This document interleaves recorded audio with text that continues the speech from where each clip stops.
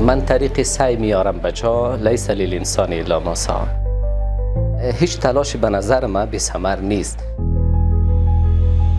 و از همه مهمتر مادرم بود. همون جمله که خدا مهربان است.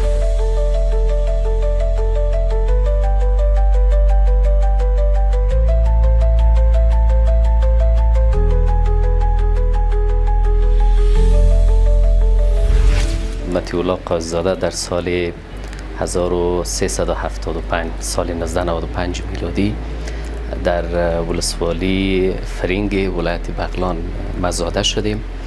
تا صنف 6 مکتب را ما در اموزادگاه خود درس خواندیم. ما در لیسه جمعیت ابروجا اونجا دوره متوسطه و لیسه خود تکمیل کردم. بعد از او رفتم به دانشگاه تخار. ما در رشته انجینیری دپارتمنت سیول از پوانتون تخار در سال 96 فارغ شدم. وقتی که آمدم به انجینری بعد علاقه پیدا کردم، رفتم دوره لیسانس خلاص شد. بعد ماستری خودم در دانشگاه بین‌المللی چابهار در بخش کانستراکشن منیجمنت خواندم. من عملا بیشتر از 12 ولایت افغانستان پروژه کار میکنم. ما بیشتر از 25 ولایت افغانستان کار ساختمانی کردیم. یعنی نمونه‌های کار ساخت ساز ما در اونجا است. کار کلان ما و کار اصلی ما کار ساخت ساز است. در پهلوی از این کار خدمات پوستی داریم و کارهای پروژه دیگه که به صورت پروژه است، یعنی کوتاه مدت انجام میدیم و بعدش هم جمعش میکنیم.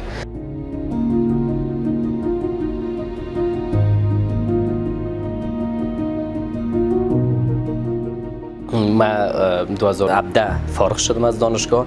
1 سال به یک اداره دولتی کار کردم. بعد از او گوشه خدا گرفته توبه کردم که ما دیگه به دولت کار نمیکنم. اومدیم در بازار کاروبار شروع کردیم. با بسیار سختی. از یک طرف با بازار آشنا نبودیم.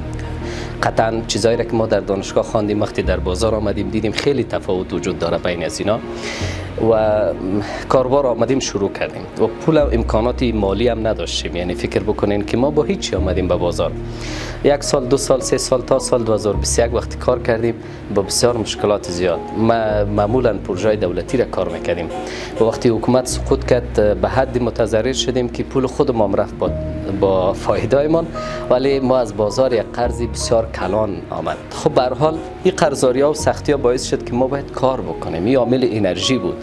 دوم دوستایی که در کنار ما بودن، عزیزایی که در کنار ما بودن همیشه انگیزه میدادن، توصیه میکردن و از همه مهمتر مادرم بود. همون جمله که خدا مهربان است. اون جمله واقعا که یعنی روزای فرصت شو ما بیکار شیم کمی در مورد اون جمله کتاب هم بنویسیم هنوز هم کم است. خدا مهربان است و واقعیت است که ما هم دی 2-3 سال 3-4 سال نفهمیدیم که خدا چطوری ایره ترتیبش را داد.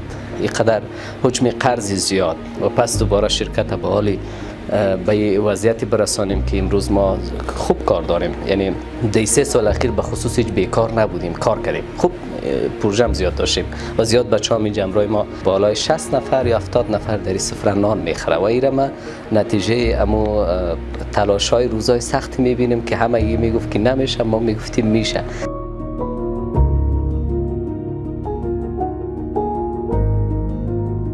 مولانا میگه که من طریق سعی میارم بچه لیس للانسان الا ما سعی. میگه من تلاش خودم میکنم، چرا که خدا میگه که من تلاشگر را بی پاداش نمیمانم. بنابراین هیچ تلاشی به نظر من بی ثمر نیست. در واقع هدف قطب نمای رسیدن به او خواستایی است که ما برای خود تعیین کردیم میتونیم برسیم. ولی کسی که هدف نداشته باشه قطعی است که او برنامه نداره. وقتی برنامه نداشته باشه طبیعی است که او اولویت در زندگیش نداره.